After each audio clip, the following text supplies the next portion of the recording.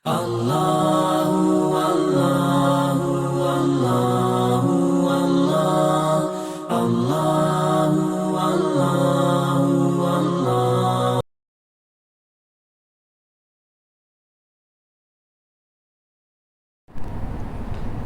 Assalamu alaikum wa rahmatullahi wa barakatuhu. Bismillahir Rahmanir Rahim. Alhamdulillahi Rabbil Alamin. Assalatu wassalamu ala sayyidil anbiya'i wal mursalin.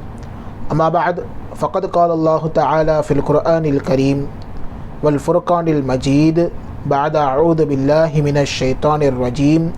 Bismillahir Rahmanir Rahim. Wa ma khalaqatul jinna wal insa illa liya'budun. Sadaqallahul azim.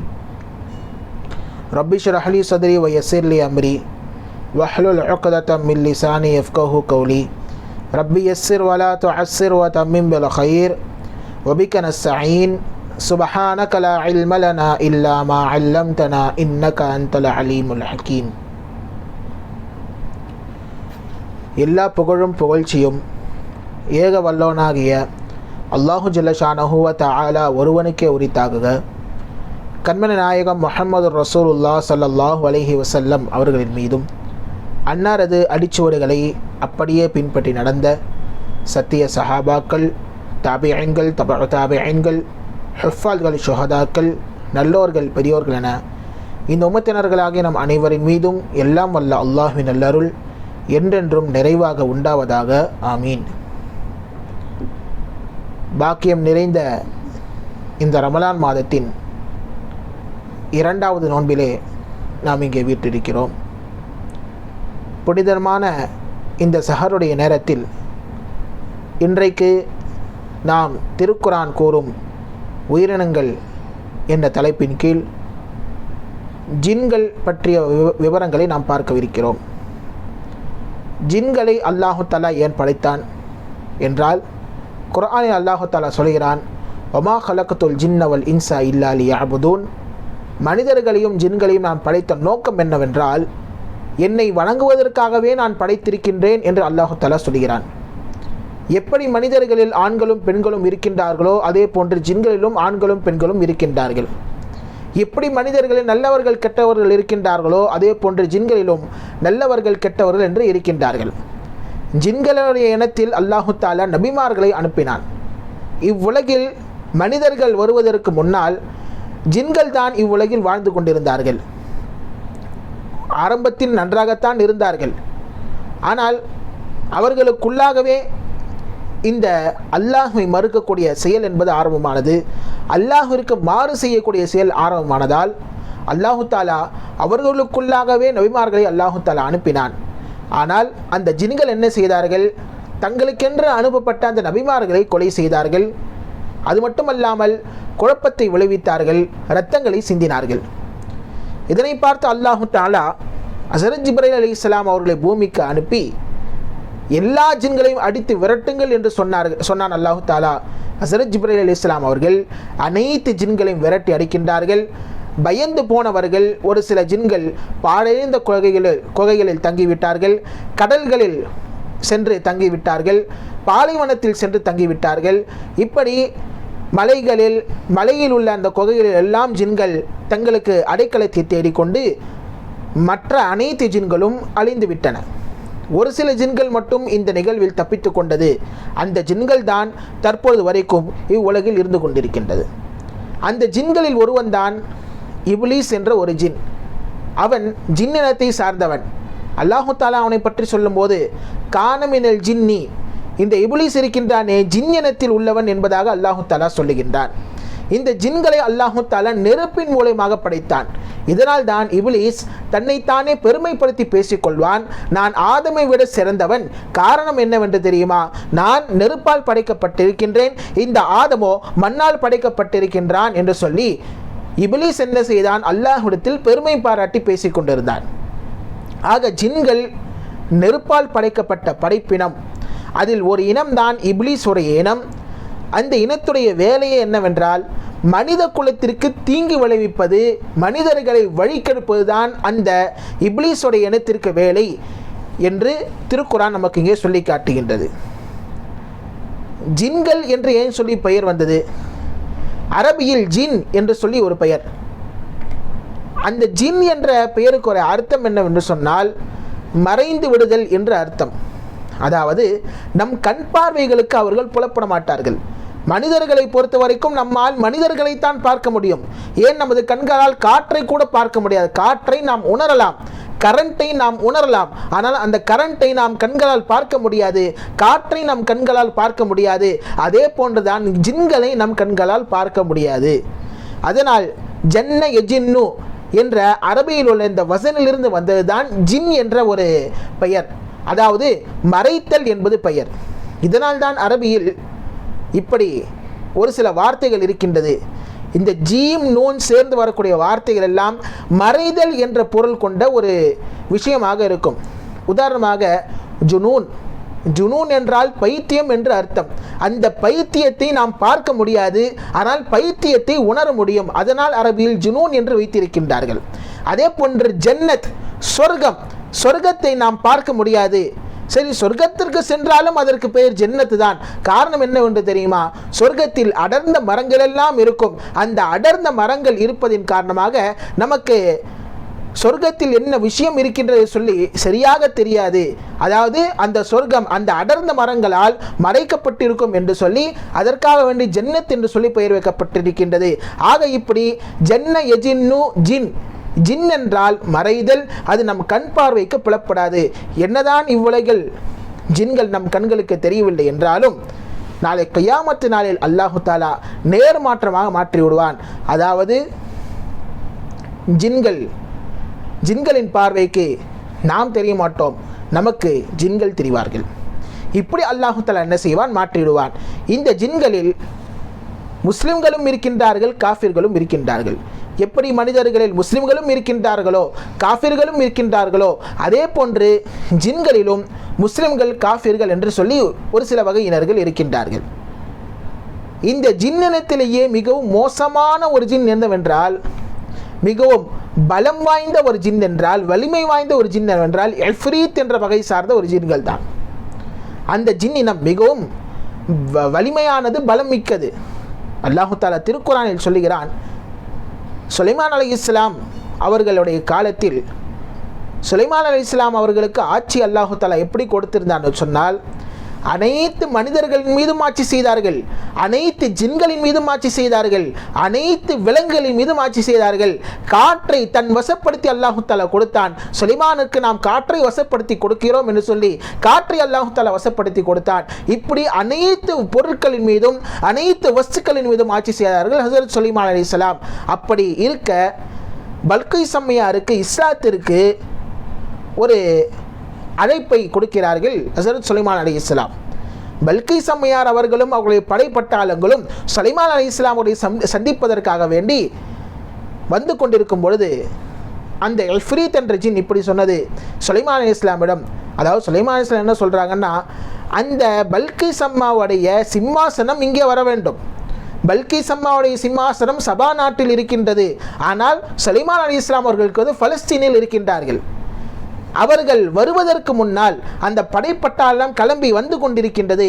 அவர்கள் வந்து இங்கே சேர்வதற்கு முன்னால் அந்த சிம்மாசனம் இங்கே வந்தாக வேண்டும் என்று சொல்லி ஹஸரத் சுலைமான் அலைஹிஸ்ஸலாம் அவர்கள் சொல்லும் பொழுது அந்த இஃப்ரீத் என்ற ஜின் சொன்னது, நான் உங்களுக்கு அந்த சிம்மாசனத்தை கொண்டு வருகிறேன். எப்போ?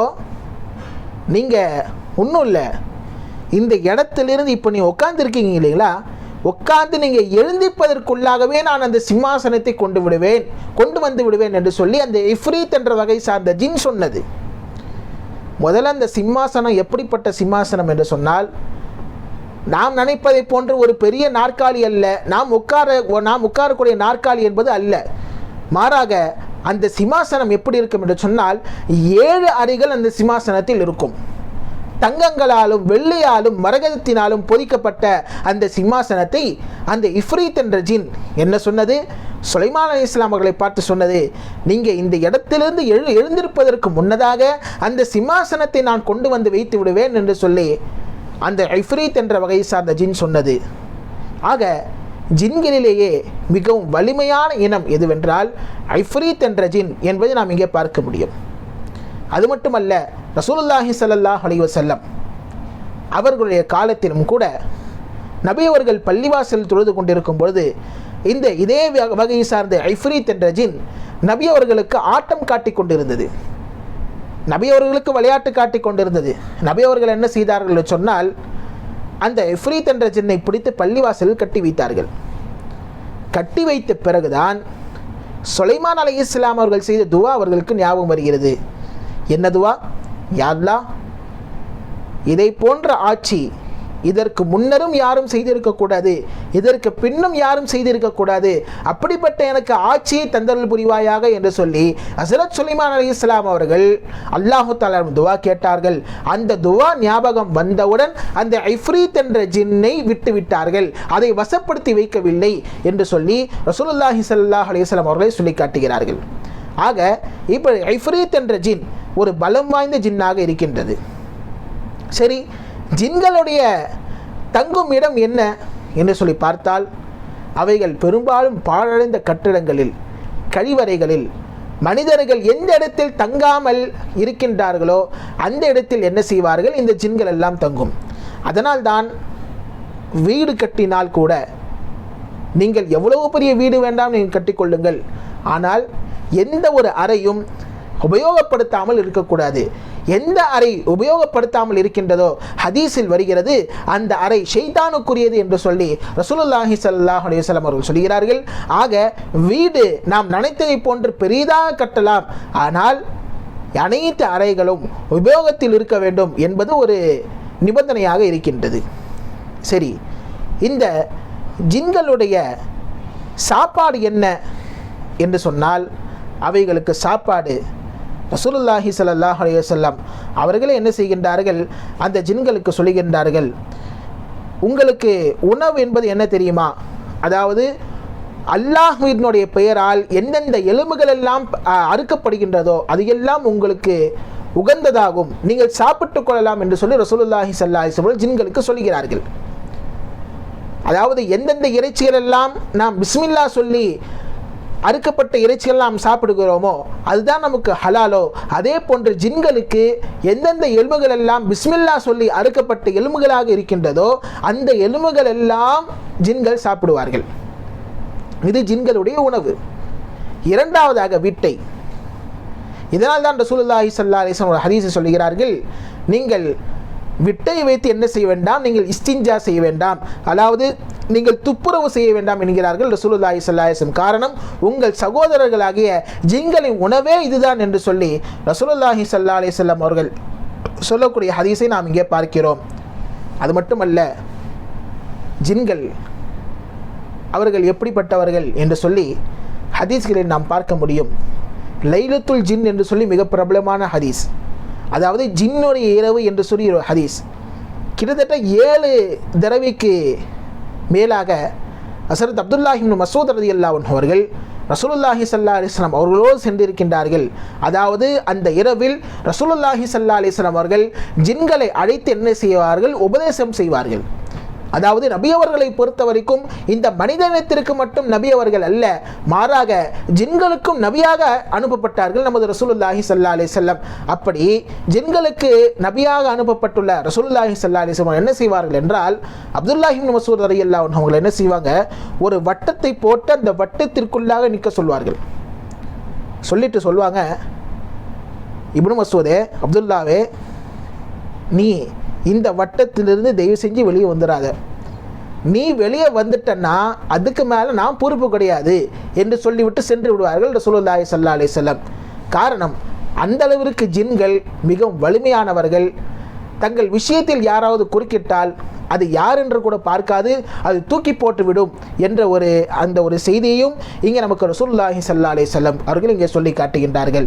ஆக இப்படி கிட்டத்தட்ட 7 தடவை வரைக்கும் ஹஸரத் இப்னு மஸ்ஊத் ரலியல்லாஹு அன்ஹு அவர்கள் ரசூலுல்லாஹி ஸல்லல்லாஹு அலைஹி வஸல்லம் அவர்களோடு சென்று ஜின்களுக்கு உபதேசம் செய்ததெல்லாம் கேட்டிருக்கின்றார்கள் என்று சொல்லி நாம் ஹதீஸ்களில் பார்க்க முடியும். சரி, இந்த ஜின்கள் வசிக்கக்கூடிய இன்னொரு இடம் என்னவென்றால், அதாவது சிலைகளிலும் கூட ஜின்கள் இருக்கும். சிலைகள், அதாவது மாற்றார்கள் வழங்கக்கூடிய சிலைகளிலும் இந்த ஜின்கள் தங்கி இருக்கும். அதாவது சிலையை பார்த்தோன்னே ஒரு சிலர்கள் சொல்லுவார்கள், சிலை லேசாக அசைஞ்ச மாதிரி இருக்குதே, நேற்று ஒரு கலரில் இருந்துச்சு இன்றைக்கி ஒரு கலரில் இருக்குதே என்று சொல்லி சொல்லார்கள் அல்லவா. அது ஏனென்றால் அதில் ஜின்கள் உள்ளே தங்கி இருக்கும். ஜின்களுடைய அந்த ஒரு தாக்கத்தினால்தான் ஜின்கள் மக்களை ஏமாற்றுகிறது. அந்த சிலை மூலயமாக மக்களை ஜின்கள் என்பது ஏமாற்றுகின்றது. இதற்கு ஆதாரமாக ஒரு ஹதீஸில், அதாவது முஸ்னத் அஹ்மதில் பதிவு செய்யப்பட்டுள்ள ஹதீஸ் இது. மக்கா வெற்றி கொள்ளப்பட்ட பின்னால் ஹஸரத் ஹாலித் இப்னு வலீத் ரலியல்லாஹு அன்ஹு அவர்களிடத்தில் ரசூலுல்லாஹி ஸல்லல்லாஹு அலைஹி வஸல்லம் சொல்கிறார்கள், நீங்கள் நேராக சென்று ஒரு சிலையை நீங்கள் அடித்து நொறுக்க வேண்டும். அதாவது அந்த சிலையை நீங்கள் அடித்து நொறுக்கி நீங்கள் என்னிடத்தில் வாருங்கள் என்று சொல்லி ரசூலுல்லாஹி ஸல்லல்லாஹு அலைஹி வஸல்லம் சொல்கிறார்கள். ஃபத்ஹ் மக்கா ஏற்பட்டவுடன், மக்கா வெற்றி கொள்ளப்பட்டவுடன் காபத்துல்லாவில் இருந்த அனைத்து சிலைகளும் அடித்து நொறுக்கினார்கள் ரசூலுல்லாஹி ஸல்லல்லாஹு அலைஹி வஸல்லம்.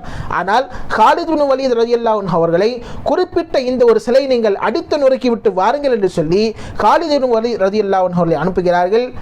எல்லாம் அடித்து நொறுக்கிட்டு வந்து என்ன செய்கிறாங்க, ரசூலுல்லாஹி ஸல்லல்லாஹு அலைஹி வஸல்லம் சொல்கிறாங்க, யா ரசூலல்லாஹ், நான் அந்த சிலையை நான் உடைத்து விட்டேன் என்று சொல்லும் பொழுது ரசூலுல்லாஹி ஸல்லல்லாஹு அலைஹி வஸல்லம் அவர்கள் சொல்லுகிறார்கள், இல்லை, நீங்கள் இன்னும் முழுமையாக அந்த சிலை நீங்கள் அடித்து நொறுக்கவில்லை, மறுபடியும் நீங்கள் செல்லுங்கள் என்று சொல்லி ரசூலுல்லாஹி ஸல்லல்லாஹு அலைஹி வஸல்லம் அவர்கள் சொல்ல நேராக அங்கே சென்று பார்த்தார்கள்.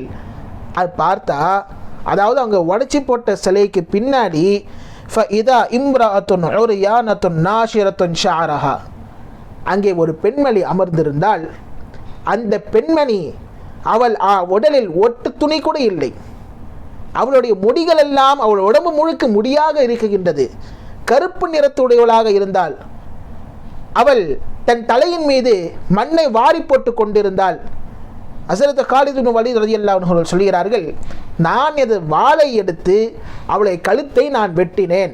வெட்டிய பின்னால் ரசூலுல்லாஹி ஸல்லல்லாஹு அலைஹி வஸல்லம் அவர்கள் சென்று சொன்னேன். சொல்லும் போது ரசூலுல்லாஹ் சொன்னாங்க, ஆம், நீங்கள் இப்பொழுதுதான் அந்த சிலையை நீங்கள் வெட்டி வீழ்த்தினீர்கள், அதை உடைத்திருந்தீர்கள் என்று சொல்லி ரசூலுல்லாஹி ஸல்லல்லாஹு அலைஹி வஸல்லம் சொல்கிறார்கள். ஆக இந்த ஹதீஸின் மூலமாக நமக்கு ரசூலுல்லாஹி ஸல்லல்லாஹு அலைஹி வஸல்லம் என்ன சொல்ல வருகிறார்கள் என்று சொன்னால், ஜின்களுடைய தாக்கத்தினால் சிலைகளுக்கு ஒரு சில மாற்றங்கள் என்பது ஏற்படும், ஒரு சில அசைவுகள் என்பது ஏற்படும். காரணம் ஜின்களின் தாக்கத்தினால் ஏற்படும். இதன் தாக்கத்தின் காரணத்தினால் மக்கள் என்ன செய்கிறார்கள், ஏமாறுகிறார்கள் என்று சொல்லி ரசூலுல்லாஹி ஸல்லல்லாஹு அலைஹி வஸல்லம் அவர்கள் இங்கே நமக்கு சொல்லித் தருகிறார்கள். ஆக ஜின்களை பொறுத்த வரைக்கும் கடைசியாக அவைகளுக்கு மறைவான ஞானம் இருக்கின்றதா என்று சொன்னால், மறைவான ஞானம் ஜின்களுக்கு அறவே கிடையாது. அல்லாஹு தஆலா சொல்கிறான், மஃபாத்தீஹுல் கைப், அதாவது மறைவான விஷயங்களுடைய சாவி எல்லாம் அல்லாஹ்விடத்தில் தான் இருக்கின்றது. இன்னல்லாஹ இன்தஹு இல்முஸ் ஸாஅ, கியாமத்துல் இல்ம் அல்லாஹ்விடத்தில் மட்டும்தான் இருக்கின்றது. எப்பொழுது கியாமத்து நிகழும் என்பது யாருக்கும் தெரியாது. நமக்கு கியாமத்தையே நிகழக்கூடிய அடையாளங்கள் மட்டும்தான் தெரியுமே தவிர எந்த நேரத்தில் நிகழும், எந்த வருடத்தில் நிகழும், எந்த காலத்தில் நிகழும் என்று சொல்லி அந்த இல்மு யாருக்கும் கிடையாது. அல்லாஹு தஆலா சொல்கிறான், இன்னல்லாஹ இன்தஹு இல்முஸ் ஸாஅ வ யுனஸிலுல் கைஸ வ யஅலமு மா ஃபில் அர்ஹாம். அவன்தான் அல்லாஹு தஆலா என்ன செய்கிறான், மழையை இறக்குகிறான். உங்கள் கர்ப்பத்தில் உள்ள பிள்ளைகளை யாரெல்லாம் கர்ப்பமாக இருக்கின்றார்களோ அந்த பிள்ளைகள் எப்படிப்பட்ட பிள்ளைகள், அது நர்பாக்கியசாலியா அல்லது துர்பாக்கியசாலியா, சீதேவித்தனமான பிள்ளையா அல்லது மூதேவித்தனமான பிள்ளையா என்று சொல்லி அந்த பிள்ளைகளுடைய விஷயத்தை அல்லாஹு தஆலா அறிகிறான். வலா தத்ரி நஃப்ஸும் மாதா தக்ஸிபு கதா. அடுத்ததாக அல்லாஹு தஆலா சொல்கிறான், எந்த ஆத்மாவும் நாளைக்கு என்ன சம்பாதிக்கும் என்பதை யாரும் அறிய முடியாது. அதாவது இன்னைக்கு நான் ஒரு 500 ரூபா லாபம் பார்த்துட்டேன்னு சொன்னால் நாளைக்கு எனக்கு 500 ரூபா லாபம் கிடைக்கும் அப்படின்னு சொல்லி ஒரு எந்த விதமான ஒரு உத்தரவாதம் என்பது கிடையாது. அந்த இல்மு என்பது அல்லாஹ்விடத்தில் மட்டும்தான் இருக்கின்றது. கடைசியாக வமா தத்ரீல் நஃப்ஸும் பி ஐயி அர்தின் தமூத், எந்த ஒரு ஆத்மாவும் அதாவது நான் இன்னிடத்தில் தான் இறப்பேன் என்று சொல்லி உறுதியாக சொல்ல முடியாது. எனக்கு மௌத் என்பது இந்த ஊரில் தான் நிகழும், நான் இந்தியாவில் தான் இறந்து போவேன், யாரும் சொல்ல முடியாது. அல்லாஹ் நாடினால் வெளிநாட்டில் வைத்து நமக்கு மௌத்தை கொடுக்கலாம். ஆக இப்படி மறைவான விஷயங்கள் என்பது அல்லாஹ்விற்கு மட்டும்தான் தெரியுமே தவிர ஜின்களுக்கு தெரியாது. ஜின்களை பொறுத்த வரைக்கும் அவர்கள் மலக்குமார்கள் வானத்தில் உள்ள ரகசியங்களை எல்லாம் பேசிக்கொண்டிருப்பார்கள். அதையெல்லாம் கேட்டுவிட்டு தான் ஜோசியக்காரரிடத்தில் வந்து சொல்கிறார்கள். அந்த ஜோசி என்ன செய்வானா, ஒரு பொய் சொல்வதற்கு பதிலாக 100 பொய்களை மக்களிடத்தில் சொல்வான். அது ஏதாவது ஒன்று நடந்து விட்டால் மக்கள் அவனை தூக்கி வைத்து கொண்டாடுவார்கள் என்று சொல்லி ரசூலுல்லாஹி ஸல்லல்லாஹு அலைஹி வஸல்லம் அவர்கள் சொல்லி காட்டுகிறார்கள். ஆக ஜின்களுக்கு ஒரு மறைவான ஞானம் என்பது கிடையாது. இதற்கு ஒரு எடுத்துக்காட்டு என்னவென்று சொன்னால், ஹஸரத் சுலைமான் அலைஹிஸ்ஸலாம் உடைய வஃபாத் ஆனது கூட ஜின்களுக்கு தெரியாது. அல்லாஹ்வே குர்ஆனில் சொல்கிறான், தாபத்துல் அர்த் என்று சொல்லப்படக்கூடிய கரையான்களுக்கு தான் தெரியும் சுலைமான் அலைஹிஸ்ஸலாம் அவர்கள் வஃபாத்தாகி விட்டார்கள் என்று தெரியும். ஆனால் சுலைமான் அலைஹிஸ்ஸலாம் அவர்கள் வஃபாத்தாகவில்லை என்று சொல்லி ஜின்கள் நம்பிக்கொண்டு என்ன செய்தார்கள், பைத்துல் முகத்தஸை கட்டி கொண்டிருந்தார்கள். தூரத்திலிருந்து பார்க்கும்போது நினைப்பாங்க சுலைமான் அலைஹிஸ்ஸலாம் பார்த்துக்கிட்டே இருக்காங்க அப்படின்னு சொல்லி நினைத்து கொண்டிருப்பார்கள். ஆனால் கிட்டத்தட்ட ஜின்களுக்கு அந்த உண்மை எப்பொழுது தெரிந்தது தெரியுமா? 2 வருடங்கள் கழித்து தான் ஜின்களுக்கே தெரியும் சுலைமான் அலைஹிஸ்ஸலாம் அவர்கள் இறந்து 2 வருடங்கள் ஆகிவிட்டது சொல்லி அவர்களுக்கே தெரியும். ஆக இப்படி ஜின்களுக்கு மறைவான ஞானம் என்பது கிடையாது. அனைத்து விதமான இல்முகளும் அல்லாஹ் ஒருவன்தான் அறிந்தவனாக இருக்கின்றான். ஆக மனிதர்களை போன்று ஜின்கள் என்ற ஒரு படைப்பை அல்லாஹு தஆலா இங்கே படைத்திருக்கின்றான். இது திருக்குர்ஆன் கூறக்கூடிய ஒரு உயிரினங்களில் ஒன்று. ஆக எல்லாம் வல்ல இறைவன் குர்ஆனுடைய கருத்துக்களை அறிந்து அதன்படி அமல் செய்யக்கூடிய தௌஃபீக்கை எல்லாம் வல்ல அல்லாஹ் நம் அனைவருக்கும் தந்தல் புரிவானாக. ஆமீன். வ ஆகிரு தாவானா அனில் ஹம்துலில்லாஹி ரப்பில் ஆலமீன்.